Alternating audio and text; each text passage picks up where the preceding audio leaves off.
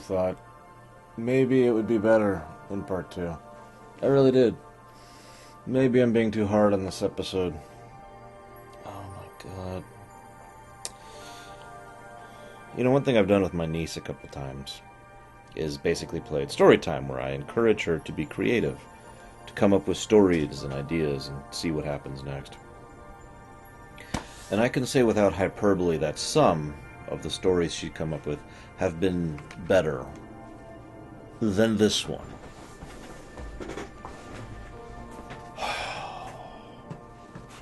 Full page of notes again, for episode 2. Ugh. I don't even want to do this. So, I guess this is your next spoiler. This is going to be a negative episode. Unlike the last episode, I think I only came up with one positive thing in this one. I mean, because I technically came up with 2 in the previous one. Although I didn't even realize that until I was going through it. There's a note I wrote about 7 times on here that just says, angst! Now, let me define that a little bit. When I say angst, I mean lack of substance drama. In other words, what most people refer to as melodrama. The idea of, oh my god, my boyfriend or girlfriend I've been going out with for a month totally isn't into me anymore, and it's the worst thing that's ever happened to me. Angst kind of a situation. There's no substance there. There's no real tragedy. There's no deep emotional connection. There's no way in which it changes or informs the characters or helps them develop. It's literally a form of whining. Now, I'm as guilty of that as everyone has. I've been a teenager too, unfortunately.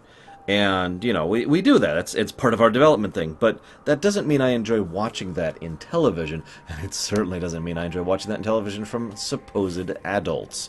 But every single time, and I do mean every single time, we see Seven and Axum together, they're acting like they're 15. Every single scene. And it's such a typical thing. It's like, angst, and I don't even want to interact with you anymore, and I don't even want to be your friend. Oh, we barely can talk with each other, can barely look at each other. Oh, I was always so in love with you all along. And that's pretty much the arc. What does that do for Seven's character? Nothing. What does it do for Axum's character? I could probably replace Axum with a piece of cardboard, and it wouldn't change his character. What does that do for the episode as a whole? Nothing. What does it add to the episode as a whole? Nothing. There's a scene right at the beginning where Seven is... I want to remind you, Seven is the one who argued so ardently that they needed to help defend these people from the Borg, that they needed to risk their lives for total strangers because they have asked for their help. And she argued for that side, and now she is, again, like a 15-year-old, refusing to even call them her friends. I wouldn't call them my friends. And I like how Chakotay pretty much immediately verbally just smacks her down on it. It's like, okay, you're acquaintances then. This is part of the mission, Seven. Can you put all that emotional baggage away for the rest of this? I actually like that. Now, here's another question. Why is the awful Klingon, who is, I want to remind you, a warrior in the bedroom as well as the battlefield, which might be one of the worst lines I've seen in this entire episode, that's saying something, giving romantic advice to Seven? And a slightly better question, why do we care? Why does she care? Why does anybody care? Let's move on. Why does it take the Queen so long to notice the absence of Janeway, Tuvok, and B'Elanna? Keep in mind, she can feel the addition of a mind the moment it is added to the collective. And she can feel the absence of an individual amongst tens of thousands. She can and does pinpoint this in the Borg in general, but also in this specific episode. So why does it take her forever to notice that she can't hear those three? And yet, it's like, oh, wait a minute. I just heard Tuvok, but now I can't hear him. Now she notices she can't hear the others. Why? It's okay, the Queen in this episode is a colossal moron. Trust me, I'll be going into more of that as we go.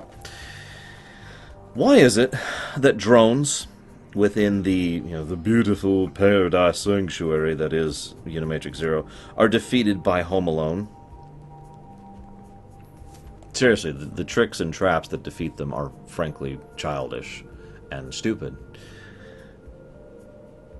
I have another question for you. Why is it that Star Trek, especially late Star Trek, Enterprise did this a lot, but Voyager has done this more than a few times as well, treat the words, "that's an order," as if it was a magic spell? As if those were the command words that reshaped reality around whatever it is you ordered. I'm sure you've noticed this. Voyager hasn't done this that much up to this point. They will be doing this in the future. And like I said, it's all over the place in Enterprise. But every time it crops up, it bothers me. Well, let's see. My second officer, Tuvok, is being slowly assimilated by the Borg Collective. Don't be assimilated! That's an order! What does that add to the situation? I'm serious. In lore and out, what does that add to the situation? Other than the implication that Janeway is so full of herself that she legitimately thinks she can order Tuvok to resist assimilation, when the only thing that's keeping them as individuals is a neurosuppressant, which they know is wearing off. Although, that brings me to a next question. Why is Tuvok the first to fall? That's an interesting question, because I've heard several people argue, including me, that Tuvok should have been the last to fall. Like B'Elanna, with her emotional instability, should have been the first to go. I mean, Tuvok is a rock of emotional and mental discipline. And he has demonstrated this many times. And yet he is the first one to really go once the neural suppressant starts to wear off. Why? However, upon really thinking about it, actually I think that makes more sense. Any defense Tuvok would have mentally, or through will or power or whatever, against the Borg, fully indoctrinating his thoughts into theirs, would be a very logical defense, a very orderly defense, a very patterned defense. Something the Borg would be able to just look at and be like, oh, you're doing this, okay. As opposed to the other two who might, do something more illogical or chaotic or crazy.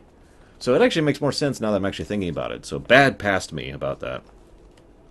There's a scene between Tom and Chakotay. Technically there's two, but really it's effectively one scene, where Tom is like, I'm the new first officer and it's my job to give you my opinion. That scene should have been stronger, in my opinion. It could have been a really good moment where Tom demonstrates his acknowledgement and understanding of the duties and responsibilities of being an officer. That he is, because Tom is not ignorant. He knows that having the big chair, or even the chair next to the big chair, isn't some great glorious thing. It means hard choices and hard sacrifices. And it would have been a great moment for him to demonstrate that, and to kind of show that to Chakotay, who has been a commander many times. I mean, as I've said before, probably his only real defining character trait is his military commanding status. So, But of course, wasted potential. Whatever. Moving on. Anyone remember Best of Both Worlds? I hate to bring that up again. There's a big plot point in Best of Both Worlds that they assimilate Picard and use his knowledge of the Enterprise's plans, of the Federation defenses, and of the fleet in general to basically bypass Starfleet's best defenses, to completely overwhelm them. Now, the Borg probably could have managed that anyways. Lord knows they do later on without that advantage in First Contact. But the fact is, that was kind of the whole point of that. They took Picard, assimilated him, made him the best of both worlds, Locutus, and now Locutus is giving them all this insider info, and the Borg demonstrate one of their biggest, tools at their disposal, their ability to adapt. Okay, you with me? So, they assimilate Tuvok. Why doesn't she immediately know about everything they're doing? Like, say, the entire reason why they were on board, why they allowed themselves to be assimilated, why they were interacting with the Plexus, what the virus is, how to adapt the virus. Now this is doubly stupid because A, later on they do get some insider info from Tuvok in a way that actually makes sense, and B, later on they get access to the virus in a way that makes sense, to make their own version of it. And yet, in the moment it's like, huh? Oh my god, what's the virus? Why can I suddenly not hear people? This is so weird. Even though she should have known about that the millisecond she connected to Tuvok's mind. Now, that brings me to my next point. They use the access codes to Voyager to access the tactical station, turn down the shields, and have a big old shot hit them. Now, I don't know how much you know about Borg weaponry from a tactical cube, but Borg weaponry is pretty strong. I really hate to niggle, but that shot should have destroyed Voyager. Utterly, outright, just gone. Now, you may argue maybe they didn't want to destroy them. But if that's the case, why didn't they assimilate them? They had the potential and the power to do so right then and there. That's a tactical cube. Now, just to make this point clear, there are several points in this episode, several points, in which the Queen, who, as I've said before, is a complete idiot in this episode, does not do anything against Voyager. She just lets Voyager buzz around and do whatever they want, even though she could easily wipe away Voyager within seconds, both in terms of destruction and in terms of assimilation. Now that one shot damaged Voyager pretty badly, so they flee. Why not pursue? They can't resist now. They're nuked, and you still have access to their codes. Oh, by the way, side note, we know you can change access codes. That was actually kind of a point of Wrath of Khan. The whole reason that whole access code thing was a smart bit of writing in Wrath of Khan was because Khan, for all his genius, lacked experience. So he didn't know to change the access codes. That information was absent from his repertoire, and he didn't know how to undo it in the moment. That's why they were able to pull that trick on him. It was a clever trick, but it only would have worked under those pretty specific circumstances. Why does doing this to Voyager suddenly work? A, Tuvok would have been the first person to suggest, change the access codes as soon as I leave. B, that would have been their first choice, change the access codes, especially now that there's something going wrong. And C, there is a manual override for that kind of a situation. Why couldn't they find it quickly enough, knowing where everything is? But again, the point I'm trying to make here is that Voyager poses no threat whatsoever to the Borg. Later on, they treat it as a serious event when a sphere shows up. Now, for those who don't know where a sphere is the second smallest type of ship there is. It's basically an exploration or scout vessel. It's just this dinky little thing. And yet one sphere would have probably would have completely overwhelmed the Voyager in its damaged state. So why doesn't she bring in more ships? Or send the TAC cube after her? Or do anything else whatsoever rather than just ignore them as if Voyager's not a part of this anymore? And I have a note here. I don't know if you're going to be able to see this, but this is really starting to bug me. Okay, it's this note right here. You notice it's in all caps, and I underlined it. I actually bothered to write out the whole thing and underline it just so I could point it out to you right now. Why is she talking to herself? Why is the Queen constantly talking to herself? Oh, out loud. It has not stopped bothering me. And then there's a scene where one of the guys is like, we're everywhere, you can't stop us all. Do I need to remind you about the last episode about the whole 1,000,000 to 1 thing? I don't, because this episode emphasizes the change in numbers. There's a specific scene where there is 64,000 drones on a ship, and 3 she cannot hear anymore. That's not quite 1,000,000 to 1. But that's still 64,000 to 3. Think about that. I don't feel like doing the math. That's like 21,300 something to 1. Something like that. It's some ridiculous... And yet, that brings me to my next point. Initiate self-destruct. I actually can't explain how stupid that is.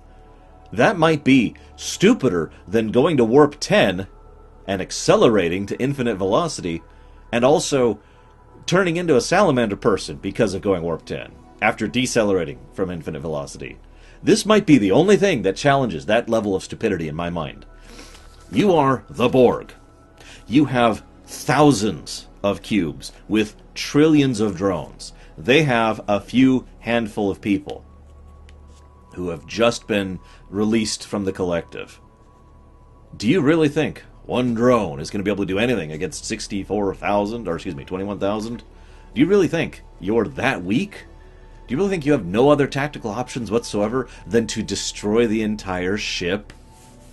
Now, granted, the Borg have a number of resources and energy reserves, and of course drones don't really mean that much to them, to the point where that's a drop in the park, and maybe that was the point. We can self-destruct all day long. And yet Janeway brings up the obvious counterpoint. In fact, the Queen brings up the obvious counterpoint. There's actually 2, excuse me. Janeway's counterpoint is, you'll have to destroy the whole collective to get them all. Because they're all over the place. They're not just all located in one ship or whatever.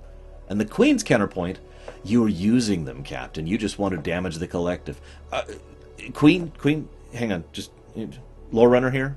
You don't know me. Please don't assimilate me. You're damaging the collective right now. Not Janeway, not the rebels, you.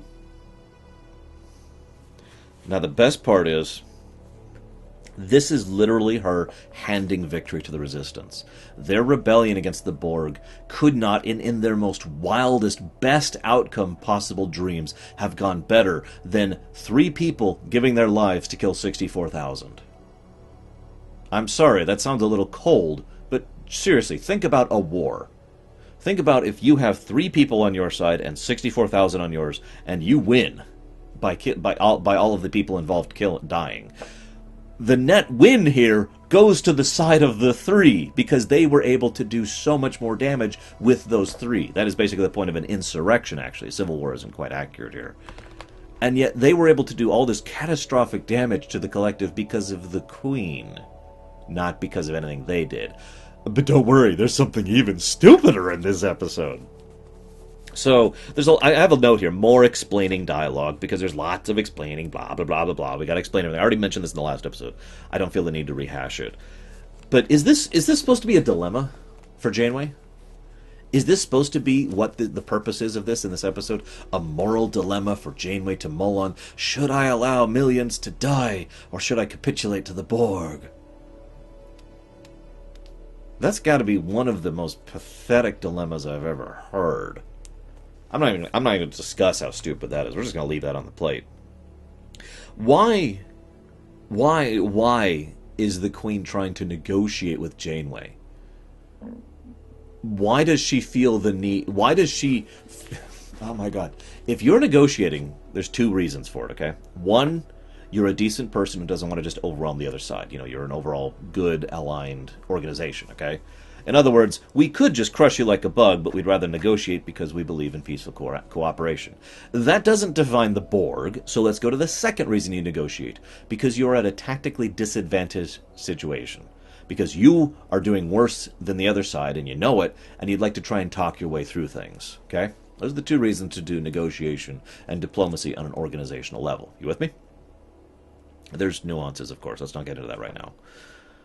The Borg don't give a damn about cooperation or peaceful coexistence, so that means the Queen genuinely believes that the Borg are at a disadvantage against a handful of people who don't even have the equivalent of sticks and stones to throw against the collective.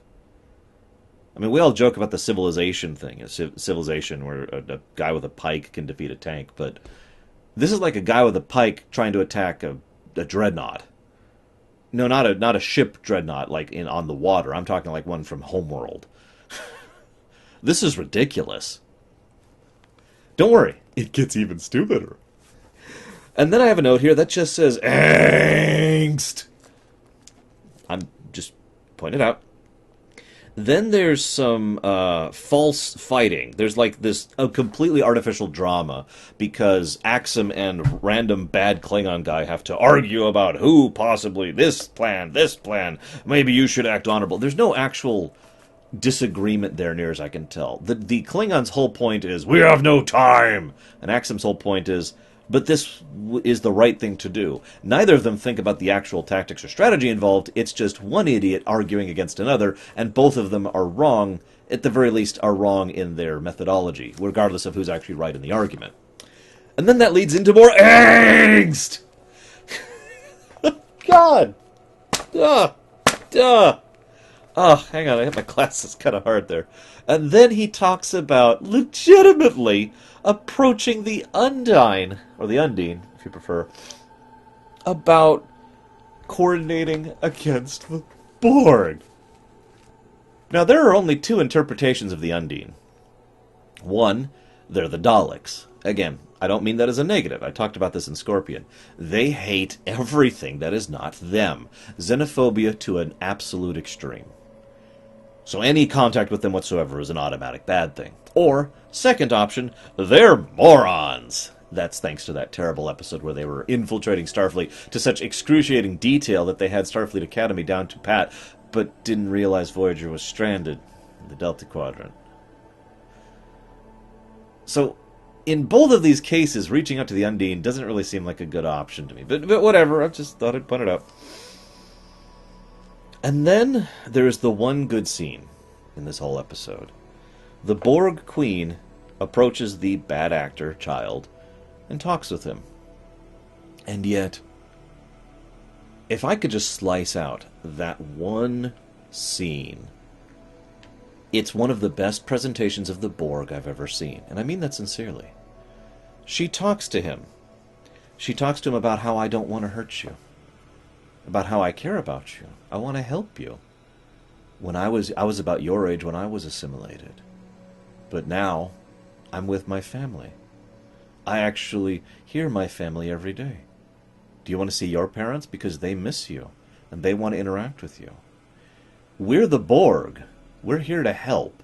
Has always been the definition of the Borg, really. At least in my opinion. Sometimes they stray from that based on an individual writer. But that's always the overall perspective. I know arguing whether or not the Borg are evil gets into a massive definition fight, and I don't want to get into that, but that's not the point. The point is the Borg very clearly do not think they themselves are evil. It is also interesting to me that in this scene, which is well acted, well presented, and well just everything, it's actually a really good insight into the Queen, and into the collective, and into the Borg as a culture, is in complete contrast to the rest of the episode. The Queen acts completely differently inside than out. She functions completely differently. The general acting level changes. Her stupidity comes back as soon as she leaves. It's like they did that one scene, and then, like a completely different writer and director did that one scene, and then every other scene was done by everyone else. Now, this can be explained in lore barely. Just barely. I don't think it should be. I think we should just call this what it is. Garbage episode. But the lore explanation would be that would be the Queen in there, not the Queen of the Borg. If you don't understand the distinction, when you enter the Unimatrix 0, you are your individual. There's no, collective attached. Your new personality is not there. It's your original personality. So it could be argued that what we are seeing is who the Queen really is as an individual. And it would have been if this nugget of a good scene was nestled in a good episode, this would have been great insight into the Queen herself. Someone who, even when the collective is taken away, is still a firm and ardent believer in the good that the Borg can do. Then the scene moves on. Angst. You remember how I mentioned last episode? I actually talked a while about how the Borg have the ability to just take over the comm unit and take over the view screen of Voyager. And I mentioned how one of the counter-arguments to that, and I'm curious if I'm going to have any comments over the previous week about the exact point. Maybe the Borg don't have the ability to take over anything other than the comm. In this episode, they take over the holographic projectors in sickbay. So that argument has just been torpedoed. I'm not even going to mention the fact that one of the big points is she wants information from the doctor, and they took over the holographic emitters in the sickbay. Anyways,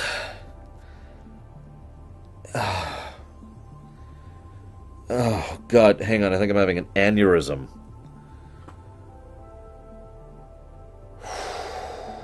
So a sphere shows up. The Borg sphere shows up, and they take it like a serious threat, and the overall implication of the scene is we will not survive against a single sphere. And as it should be. Remember, if the Queen did anything against Voyager, she'd win. One sphere could probably have taken out Voyager at this point. One cube could have obliterated Voyager at this point, and both probably could have assimilated it. But, oh God, it actually causes me pain. We see a Klingon on board. Oh God.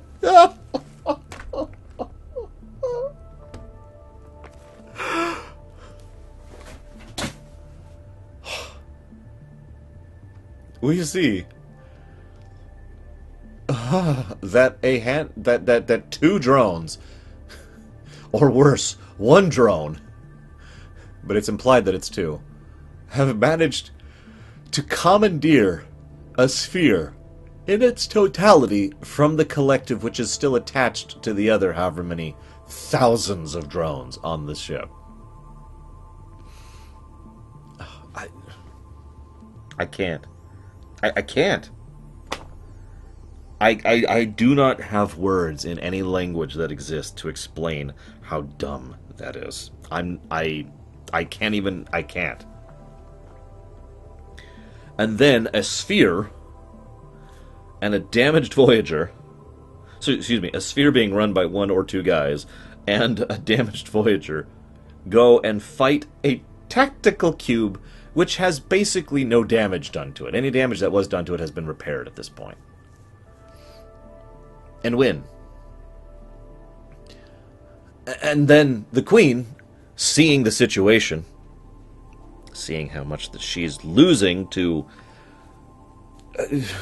pea shooters, decides the best tactical option she could do is to initiate the self-destruct on her tactical cube.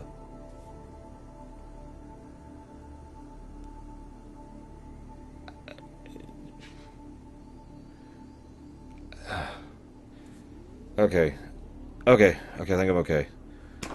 Oh my god. Oh my god. Then, yes, there's more. Oh,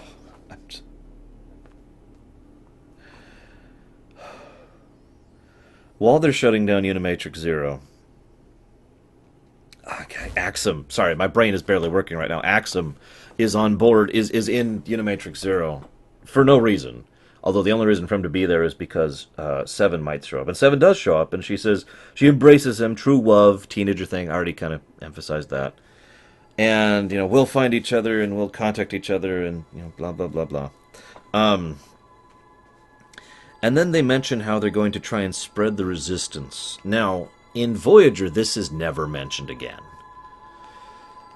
I don't know if this ever comes up in STO. Haven't done most of the Delta Quadrant stuff yet. Yes, still. I haven't had time. And, so I don't actually know if these guys come back up in STO. The next time we really encounter the Borg really have no problem. Yeah, well, actually, let's not even talk about that, because that's also a really, really dumb episode. But moving on. I have one final thought here. I've always had the theory that the collective activates an individual to be the Queen based on what is believed to be the needs of the collective. Someone who can be a separate oversight to the collective, if you will. You know, a sort of a pseudo checks and balances system. That's how I've always thought of the Queen as. And they can activate or deactivate models of the Queens at will. Well, this Queen wasn't working. Let's turn on this other one. It is noteworthy that this is, to my knowledge, the last time we see this model of the Queen. I may be wrong about that, but I know that in Endgame, a different model, the Alice Krieg model, is activated. And is it no wonder that with the brilliant tactical decisions that this Queen was making, that they decide to deactivate her and cease her to be the Queen henceforth? I'm gonna go lay down. I'll see you next time, guys. Ugh.